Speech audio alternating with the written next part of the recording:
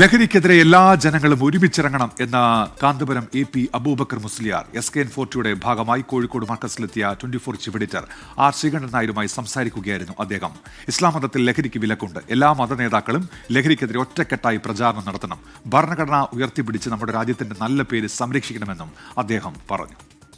ഞാൻ മനസ്സിലാക്കുന്നത് നമ്മുടെ ശ്രദ്ധ കുറഞ്ഞുപോയി എന്നുള്ളതാണ്. മദ്യവും മയക്കുമരുന്നുകളും ഉപയോഗിക്കാൻ പാടില്ല എന്ന കാര്യം ബോധവൽക്കരണത്തിലൂടെ മാത്രമേ അത് നടപ്പാക്കാൻ സാധിക്കുകയുള്ളൂ. അതുകൊണ്ട് വിദ്യാർത്ഥികളെ ശരിക്ക് മതം നോക്കാതെ ഏത് മതക്കാരായാലും ക്ലാസ്സിൽ വരുന്ന വിദ്യാർത്ഥികളെ നല്ല മോറൽ ക്ലാസ് വെച്ച് ഈ ബോധവൽക്കരണം നടത്തണം.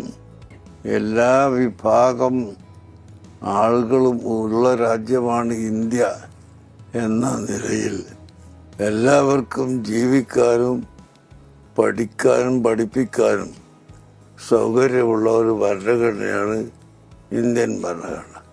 അതുകൊണ്ട് ആ ഭരണഘടനയെ സംരക്ഷിക്കുക എന്നത് നമ്മുടെ കർത്തവ്യമായി ഓരോരുത്തരും മനസ്സിലാക്കണം. അതിങ്ങനെ കഷ്ടം പെട്ടിപ്പോയാൽ പിന്നീട് ഒരു